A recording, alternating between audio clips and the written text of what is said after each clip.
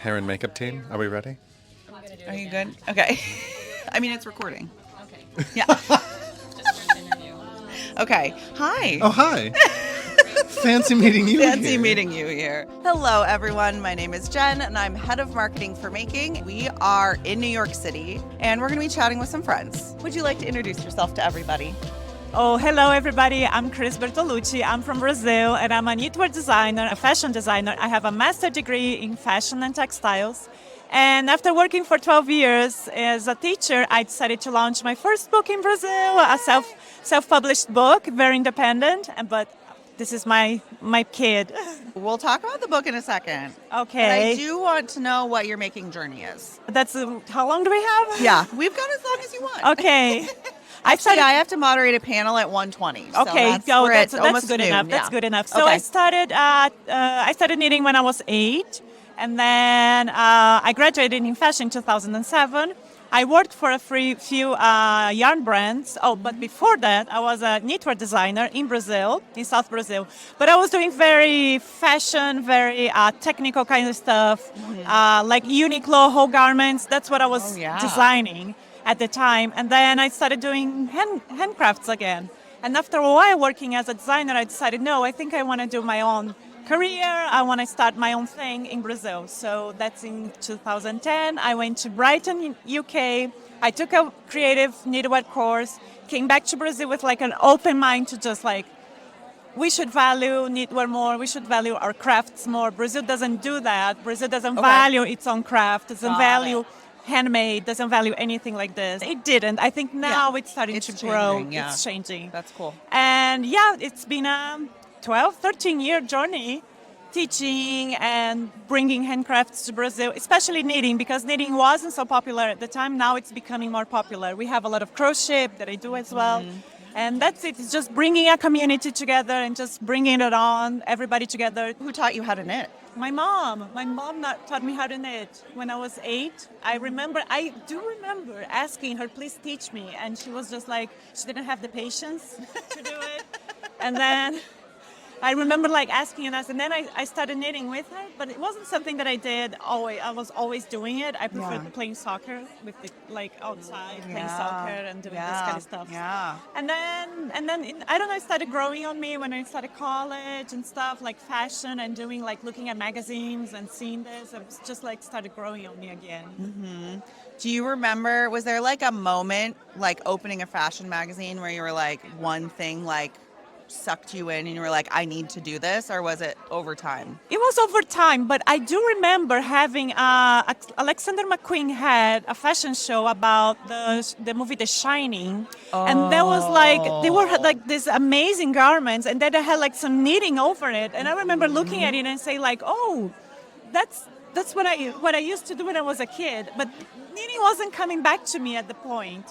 But I do remember that image, and when I started working as an intern with like professional like knitting, like professional knitwear designer, I remember looking at it, like looking at the things and saying like, why isn't it a thing like bigger or whatever in fashion? And then over time, I started like looking differently. I think I never thought of myself as being a creative person. It took me a while. I always thought like I'm too technical, and then in Brighton, I saw like, no, technical is creativity. That's where you bring your stuff. Do you still play?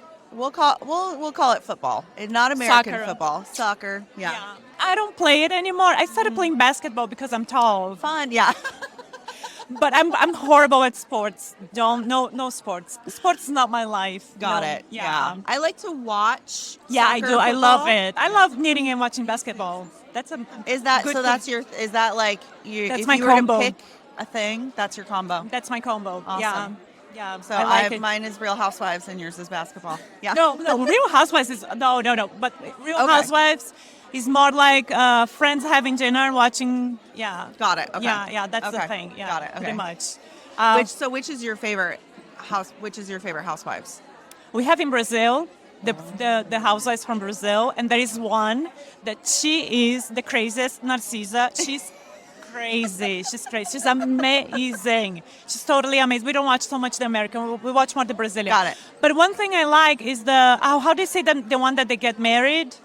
They meet in the pond. Love is Blind. Love is Blind. I love Love is Blind. Brazilian Love, American Love is Blind. We love Yeah. it. We watch Okay. it. Yeah, Okay. I love Love is Blind. Oh, I don't get it. No, No.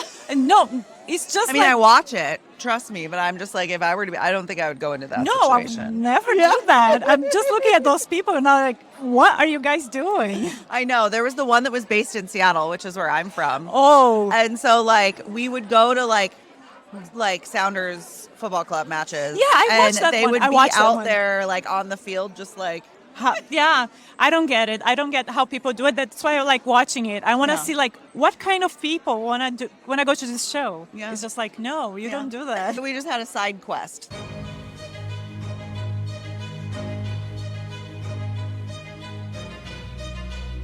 That's what I Okay. like to call those when we're Yeah. not talking about we're Yeah, talking we're about crafting, not. but we're We talking about we it's left fine. craft. I'm sorry, guys. When did you decide that you wanted to write a book? I decided to do this a long time ago. I wanted to do a book because here in America you have a lot of publishing books about knitting, and in Brazil, like I did this research on Amazon, there was like 25,000 titles in English, and there were like 200 in Portuguese. That's it. And I've been teaching for so long, and people were all the time like, "Oh, you should teach more. You should have like a wider audience or something like this." And I decided the book would be a great way of like getting to people in a different way.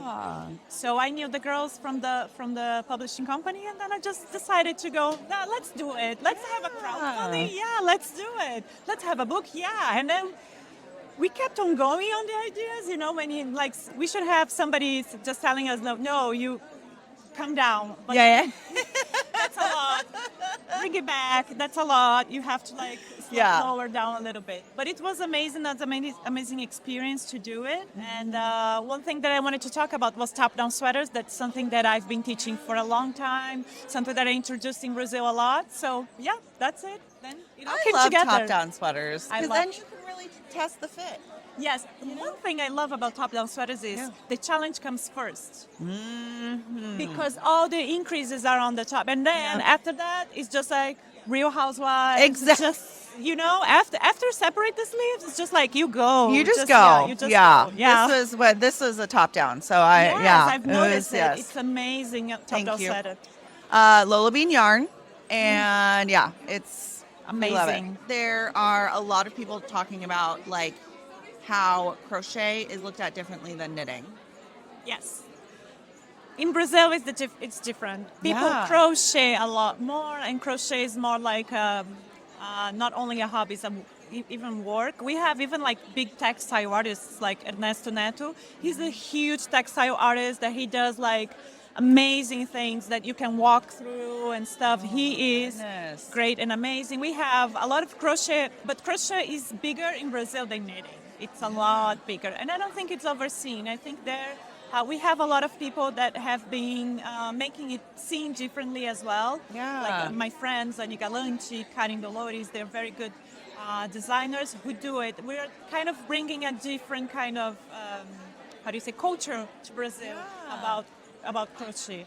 Because crochet used to be just like decoration and dishcloth until somebody started doing garments and showing. It's amazing, it's great. And then I think it's been changing a lot in Brazil, yeah.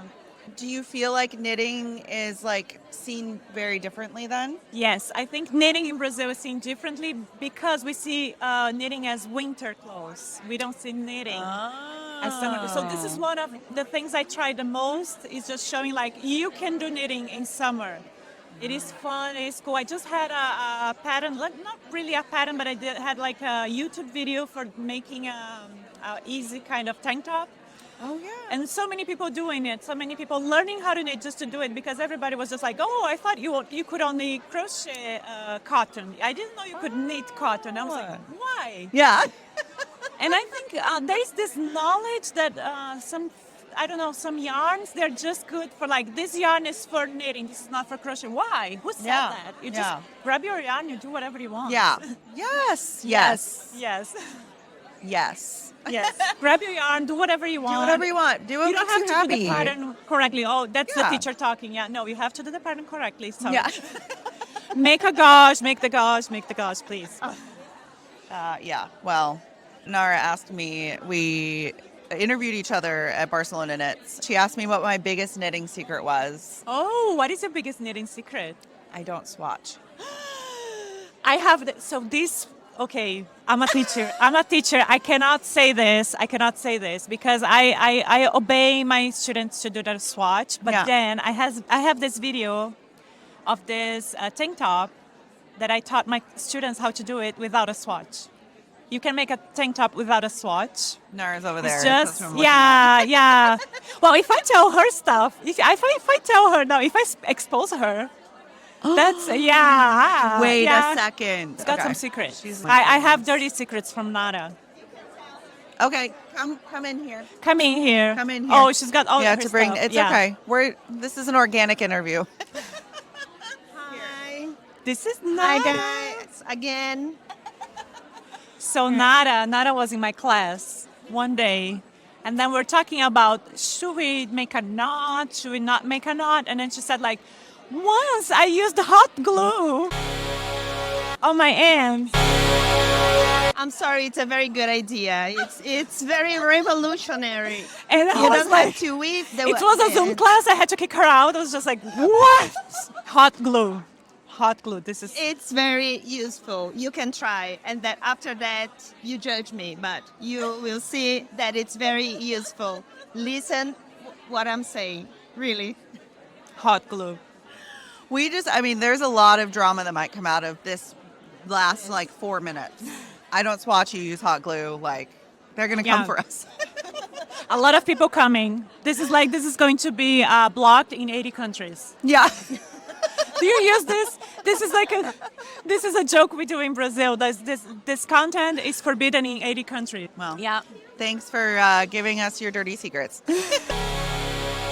Is there a booth or designer here at the event that you just learned about that you're excited to like learn more about afterwards? Actually, I've always seen port fibers online, and the other day I took the elevator with them, and then I was like, oh, I know you. I'm at Knit Club with Lindsay Deegan. They have Knit Club and stuff, and then I saw them, and I was like, oh, you're on Knit Club. You're port fibers. Yeah.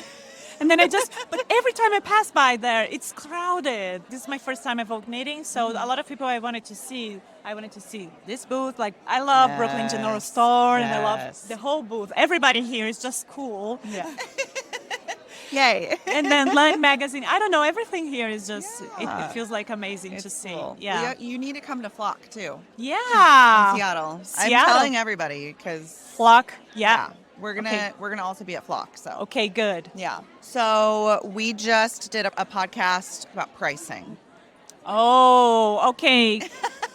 Can I dig a hole and hide?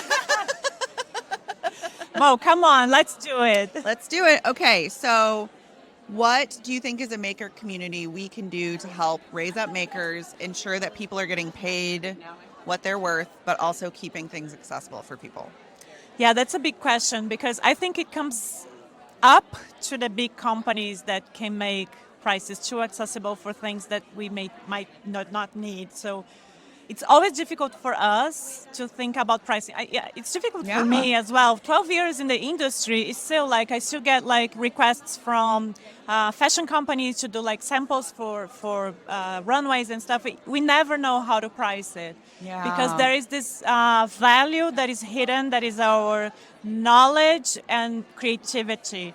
That one thing that I think it's horrible. Some people say like, oh, price by the hour. No, you cannot price by the hour because if you make it faster, it's because you've learned, you had all of this for you. Knowledge. So big hard question for me, but I think it's bringing the knowledge about, especially understanding how crafts and arts, once they were separated, we made arts very valuable and crafts not so valuable. So I think we always have to know who to aim at bigger prices and how to make, I think big companies, they have to learn to come to us and help us to lower these prices as well, sponsor more and having more investments on this kind of business as well. Yeah. I don't know if us alone we can make the change, but we have to fight for it. I think Yes. the word is fighting for it and for this change. That's where we get there. I've been in this struggle as well for so many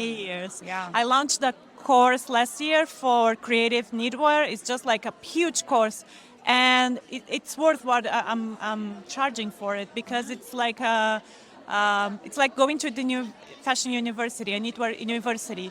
But I know how expensive it is for new makers when they want Yeah. to do it. So you always feel this unbalanced kind of thing. I think the thing is fighting for more, but I don't have the answer for that. Yeah. I mean, I don't think that there is an answer right now. I always say because- if we had a manual, we would be following it. So we have Exactly. paths that we can follow and try to Yes. find it.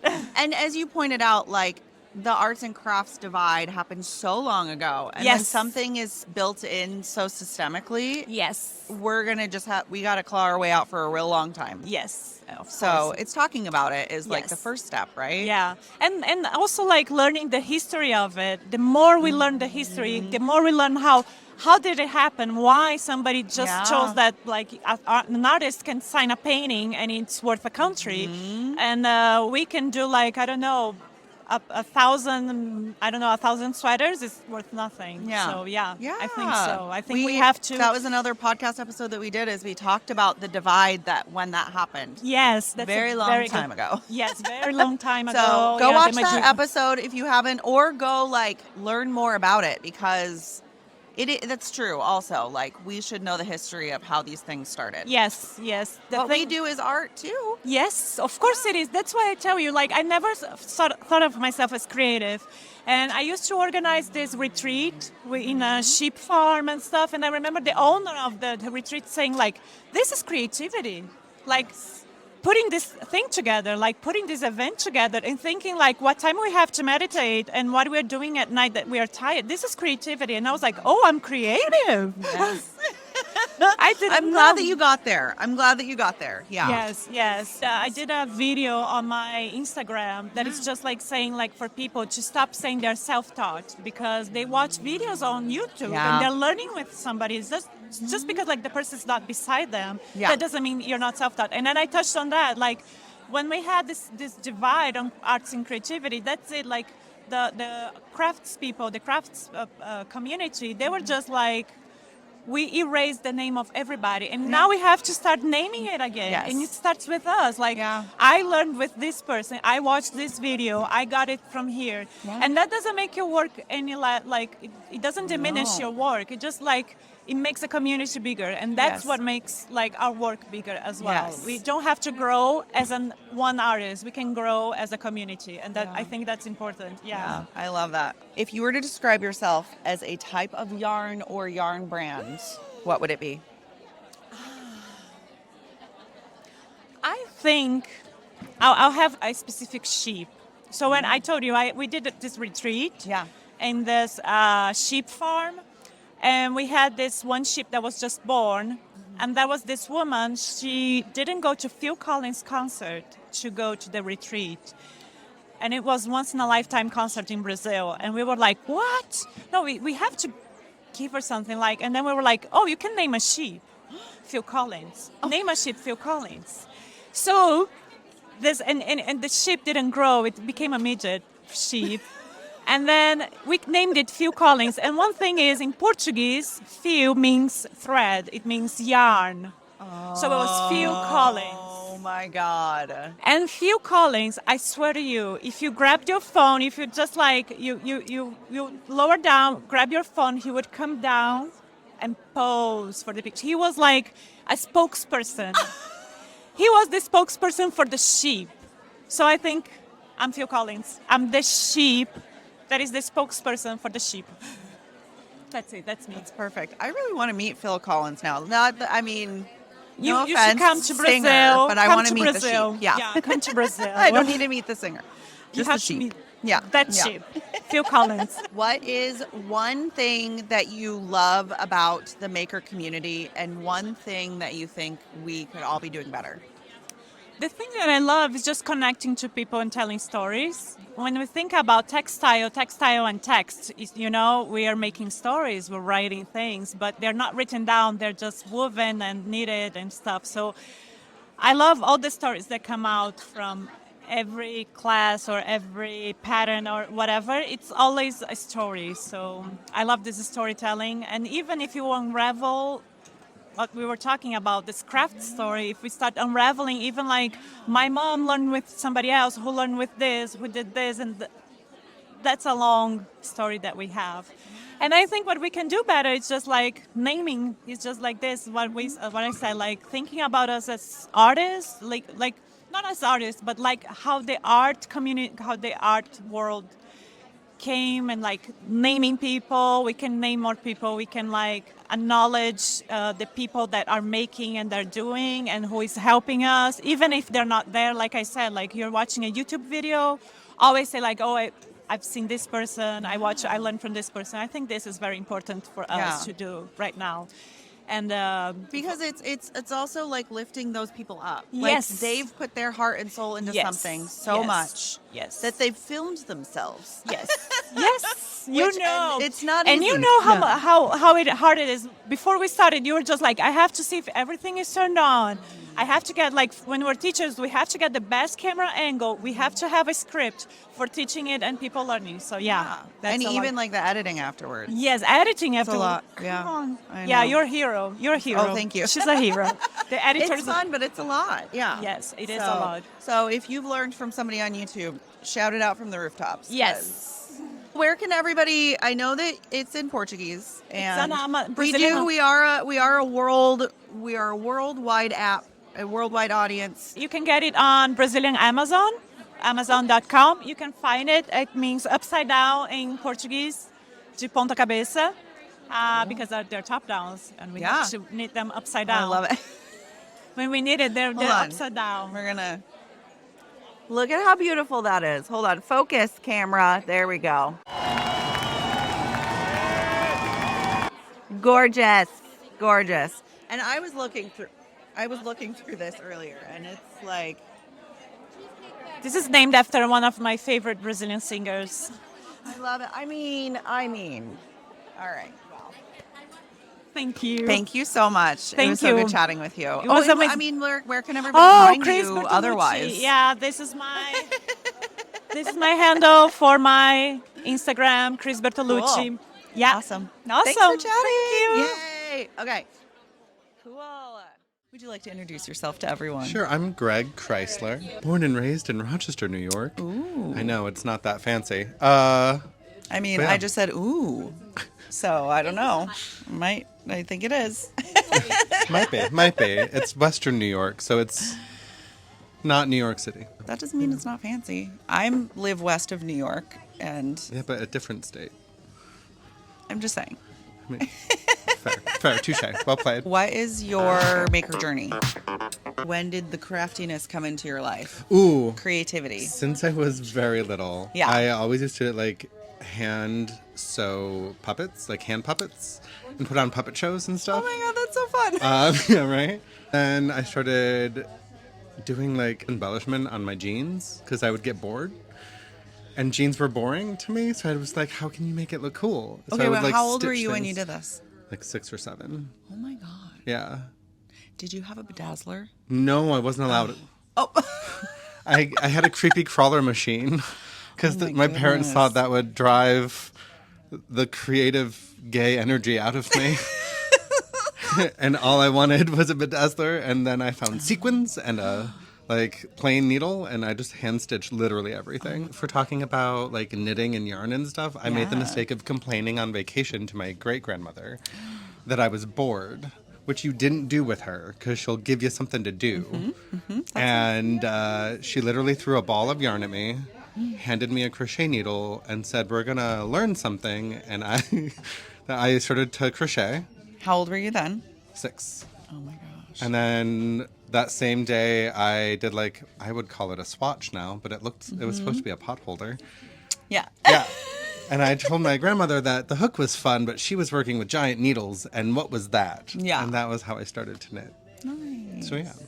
And Great grandmother taught you how to knit Knit? and crochet. Yeah.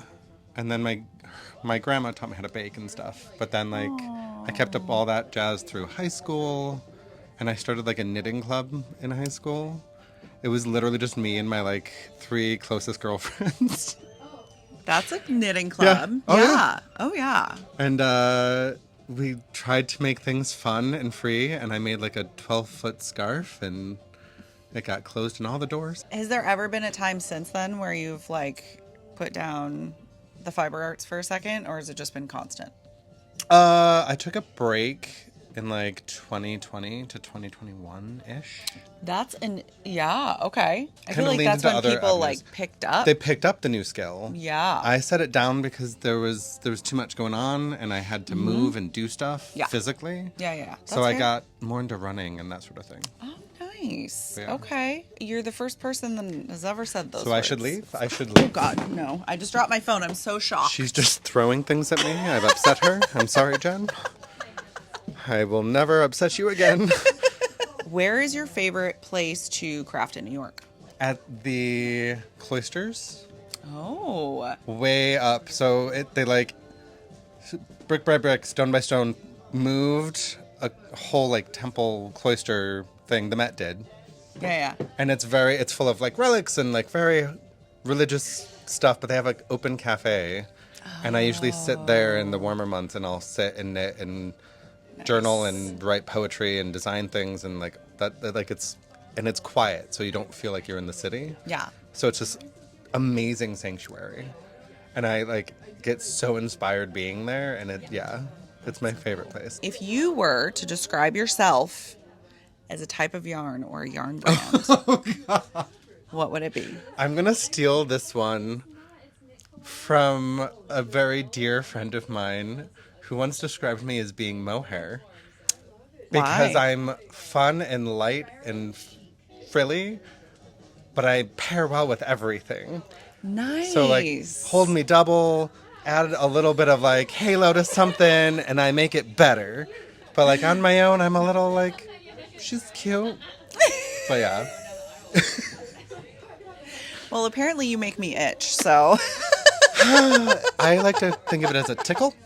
Got it. Okay. What is one way that you've seen the craft community become more inclusive? What is something that we could be doing better? How real do you want me to be? Really real. We So are always I really real here. love that a lot of events now have diversity boards. Mm-hmm. I love that we are actually paying attention and giving time to a very real issue. Mm-hmm.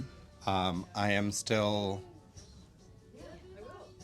bothered that we have people out there, whether they're designers or dyers or whoever, that have shown the world that they aren't nearly as inclusive as they claim to be, and they still have a platform. And like, I'm all for like everyone like do your thing, know your audience, all of that, but like the second you bring in hate or like that gross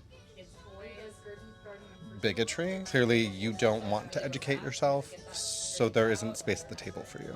Yeah. I think the last few years, it's been really great to see the introspective look that the community's had on itself. Mm-hmm. And the fact that we've pivoted and made space at the table for more voices and more people that didn't have that space before. Mm-hmm.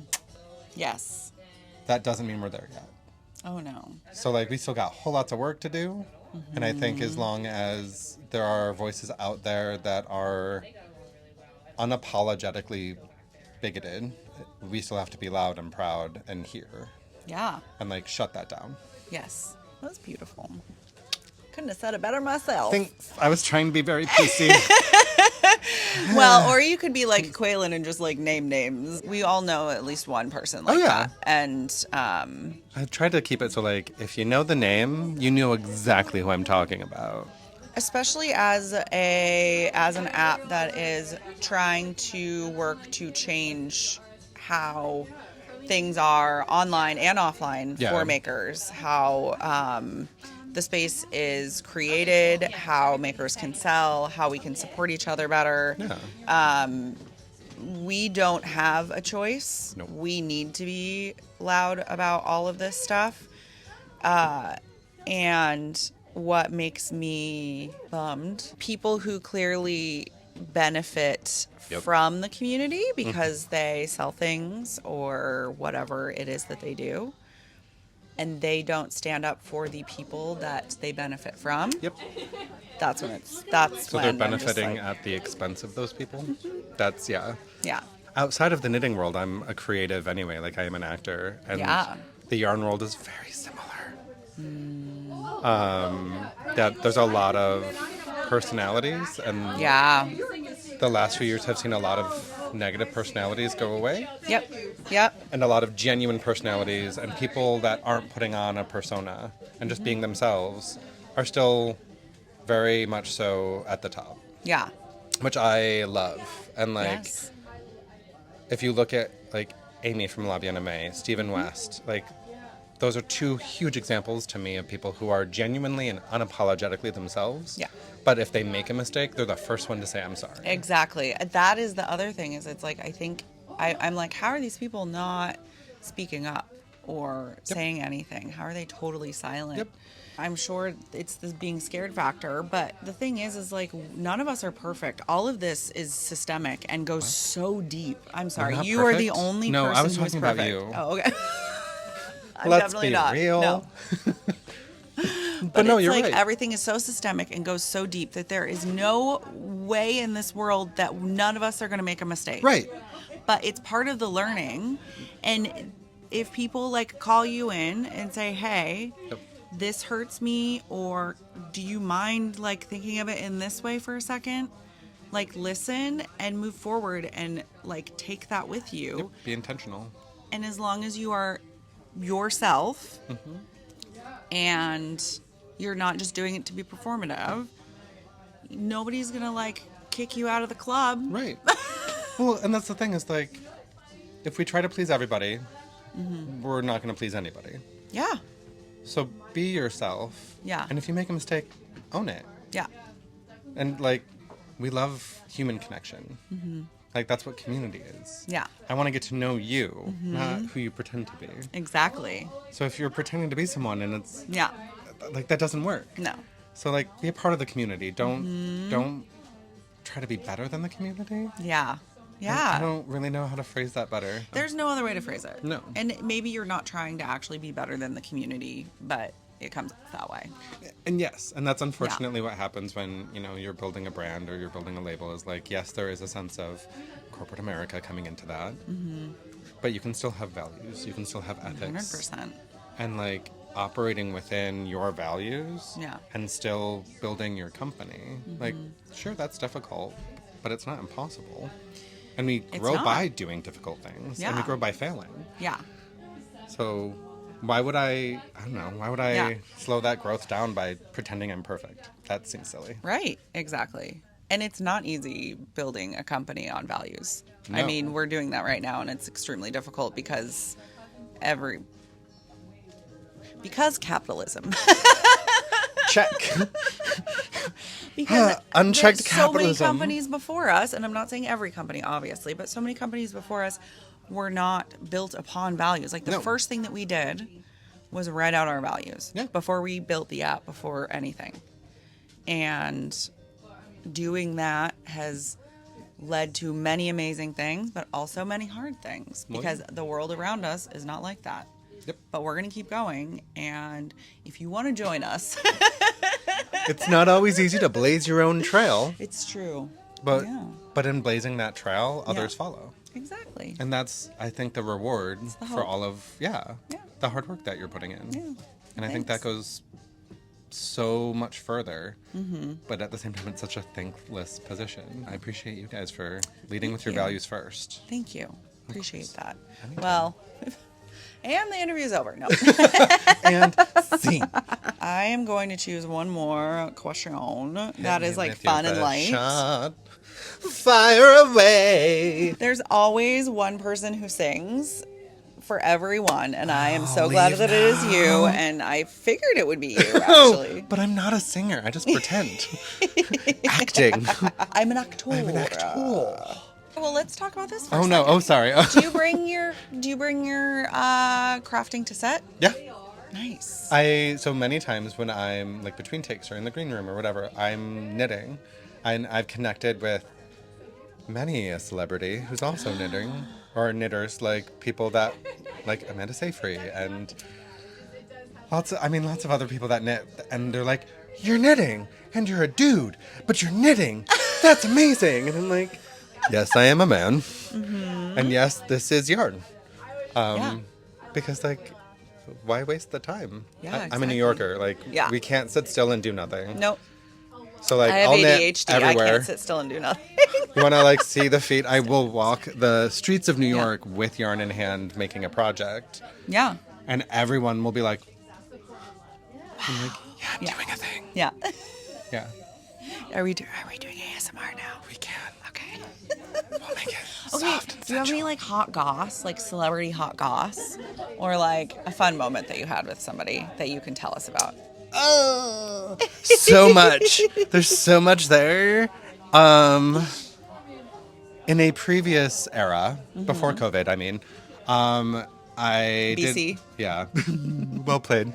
Thank you. I worked at a yarn shop downtown, doing like some sample knitting, and I went in and was helping this very lovely older woman finish a sock because she couldn't remember how to Kitchener, and I was like, of course I'll help you. Oh my gosh. So you remember how to Kitchener? Without looking it up? Only sometimes. I used to like That's only impressive make right socks. But yeah, and she and I started talking, and the next thing I know, I get a tap on the shoulder, and I look up, and Jake Gyllenhaal is right there, and that's when I learned I'm making his socks. Oh. Because his mom and his sister are knitters, and I was like, oh god. I man crushed immediately. You've touched something that have touched his. Touch feet. his body. His Yeah. body. Yeah. His body, yaddy, Body, yaddy, yaddy? yaddy, yaddy. It was also That's the same place amazing. that I got like a personal lesson on how to bend it and snap from the original OG queen. Because she's also a knitter. Oh my gosh. There's so much that happens here. Where can everybody find you in all of the places? Oh god. Well, you can find me on Instagram. I'm terrible at social media, but my handle is Gregory Chrysler. Yes, like the building. Because I like to keep it easy. Otherwise, you can find me around town. Look for the random guy knitting as he's walking down Fifth Avenue. Perfect. But yeah, Nice. thank you for the time. Thanks for chatting. Anytime. My name is Naomi, And I'm Stephanie. and we are the co-owners of Espace, a yarn store in Montreal. And we just launched our first book called Knits from the LYS. It came out in December, and we are graciously hosted here this weekend by Brooklyn General Store. I mean, you can probably kind of guess by the title, but what was the inspiration behind the book, and like why were you like, we have to get this out into the world? I think partly like our yarn shop, Espace, has been known for design from the beginning, but over the years we got to be kind of more advanced knitters and pushing ourselves, doing more garments. So the idea of expanding out into a book was a great idea, but we also really wanted to answer sort of some of the things that our customers were asking us for, like use our customers as inspiration for the projects. So if you go through the book, you'll see there's stories at the beginning specifically about like, oh, someone came in and they really love shawls, but they hate how tight they are on the neck. So I designed the shawl for that customer, that person who wants to knit something. So it was a way to tie a diverse collection together as well, where we went to our staff and we came to ourselves and asked, what would our customers want from us? And some former staff too, or former collaborators. There were so many designers involved in the history of Espace Tricot, and they're in the book too. So even if customers never saw them on the floor necessarily, they're in the orbit of the community of the yarn store, and that's sort of how that tied into the name as well. This isn't Right. just it's the store, the physical location for this community that brought everyone together on it. Even our two models both used to work at the store and have gone on to other parts of their careers, but they are very much to us like part of the Espace Tricot story as well. How long have you had your physical store then? We took over from the previous owners, Lisa and Melissa, and we took over from them in 2021. But the store itself, as Espace Tricot, was since 2010, I think. So Okay. it's been long-standing. Yeah. So how did you two come together? What is the story of us? Yeah. Was that a Taylor song? Yeah. Well, no, it's going to be now. Yeah. Basically, we both worked at the shop at different points in our lives. Naomi went to Scotland to do her master's in knitwear design. We started overlapping more and seeing each other through the store. We started working together even before that. She was dyeing yarn. I was designing. we got along easily. We found that we could be accountable to each other in a way that felt really good and right, like not in a bad way, in this really good way that we wanted to build something together. But our businesses were really different in some ways. At the same time, though, right from the beginning of our friendship, it kind of got built around ways we could work together. So it's not so much that we were friends for a long time and then decided to work together. We kind of always had a working friendship. And I remember maybe the first time that we hung out, just the two of us, was right the day that it was announced that Knit City Montreal was cancelled or postponed indefinitely in 2020 due to the COVID pandemic, and that was going to be my first big festival as a dyer. I, like so many others, had invested so much in that event. Bit of a shaky situation, and we were going out for a drink anyway, and you turned up with a bouquet of yellow tulips for me because of the rough day, and like you also were teaching at that festival, and you had those classes cancelled, and like that was just, wow. Nobody's brought me flowers on a friend date before. I don't know. It was big. It was big. Yeah, I think that solidified something between us. And then, so when this opportunity came up, I mean, it was super scary, but also there was no one else in the world that I would even think about doing it with. 100%. And seeing that it was built on this friendship that Lisa and Melissa had too, like we had that model. Well, if you ever want to start a yarn shop with a friend, bring them flowers. That's what we've learned. Something that we have been talking a lot about is more craft inclusivity with knitting versus crochet and that whole thing that is happening. How are you as a yarn shop kind of helping even the playing field, if you will? I have to admit I am monocraftual, sort of. I mean, I dabble in weaving, I can crochet a little bit, but I know that like I go back to knitting because I'm comfortable and I'm fast, right? Yeah. It's like learning something new is always harder, and I'm lazy. But we have a lot of staff who are dedicated crocheters, and I think the key thing that we do is listen to them, let them lead us in terms of what tools we should have, what yarns we should have, what's hot pattern making wise, design wise, which TikTok people to follow. Yeah. And honestly, one of our most popular classes for the last 2 years has been Learn to Crochet. So we know it's growing. So I think for me, that's like one of the key things we're doing is listening to our staff and our customers who are experts and letting them guide us. We've seen through working at the store before we owned it, and even through our ownership, crochet has really been growing in terms of like people asking, to learn it, but also just coming into the store, being experienced crocheters. I feel like I see more experienced crocheters in the yarn store now than I used to, and you know, maybe that's because there's a little more awareness that yarn stores can cater to crochet as well as knitting. Absolutely comes down to listening to our experts. Yeah. One of the things that I've really enjoyed asking people is, if you were to describe yourself as a type of yarn or a yarn brand, what would it be? I am definitely a hand-dyed superwash single-ply merino. That was the fastest answer that anyone And it's not just that I love to knit with it. Like, I'm big, I'm bold, I'm shiny. And even though it says you should wash me in the machine, you probably shouldn't. Like, I don't know. Like, you know, I'm complex. Definitely a untreated rustic yarn, because I'm definitely a little bit crunchy and prickly. I mean, the self-awareness here, I'm just really enjoying it. Good job. Probably a DK. Yeah. And I guess I have to be a fingering because because I said superwash single ply merino. But if there was a DK version, that is what I actually am. In this version, you can choose whatever you want. I can see why choose you your like own adventure. people that question. That's funny. Yeah. What is one way that you've seen the craft community become more inclusive? As people who are frequently selling yarn to customers who want to make patterns, seeing growing availability of patterns that as many bodies that many bodies can knit. Yeah. So in terms of not just increased sizing, but also just a growing awareness of like fit and structure and how that will result in a garment that you've spent so much time and money and creative endeavor on, and having that be a satisfying result.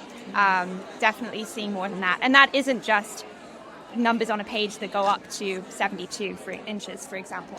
It's more than that. I have to agree. I think that the push for inclusive sizing is an example of a really successful movement that was obviously grassroots and driven by independent people working in a huge industry. And I think that's incredible.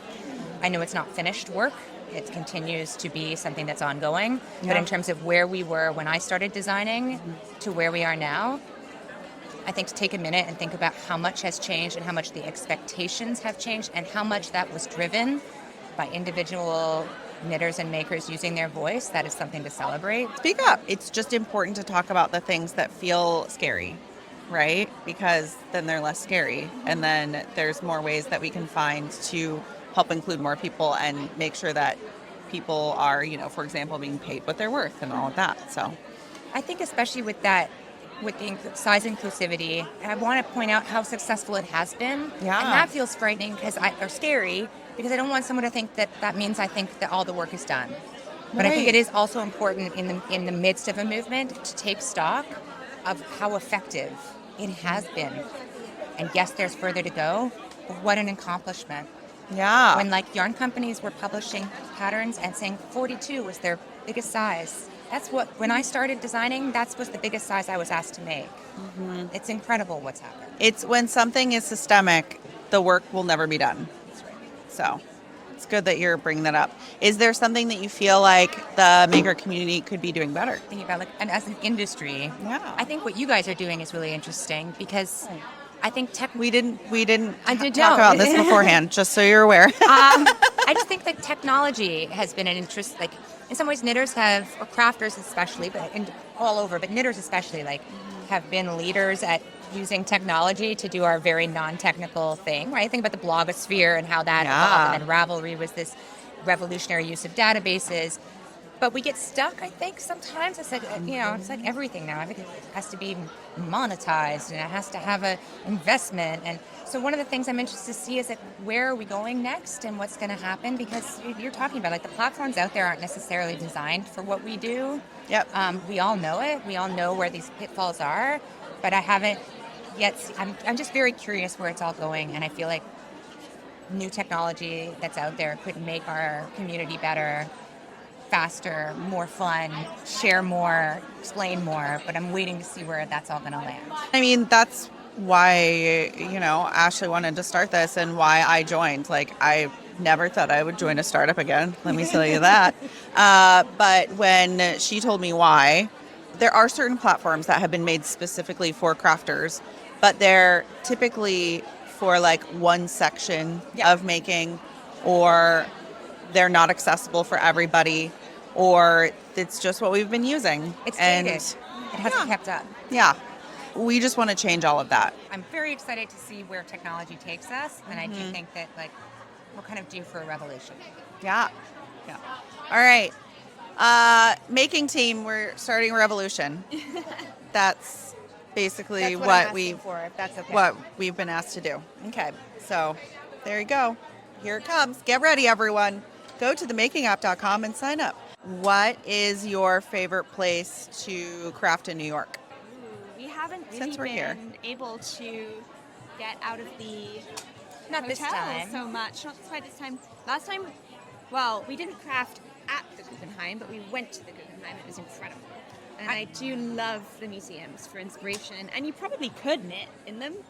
I just sat down. I'm going to confess something. I don't really like to knit in public or with other people. Oh, okay. I think usually I'm either designing or I'm rarely knitting something easy enough that I feel comfortable bringing it with me or talking with people. I'll just make a ton of mistakes.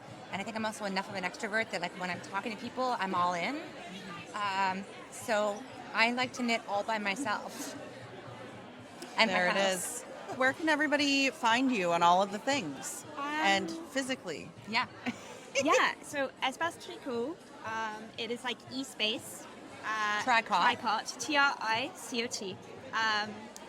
And that all one word is both our website and Instagram.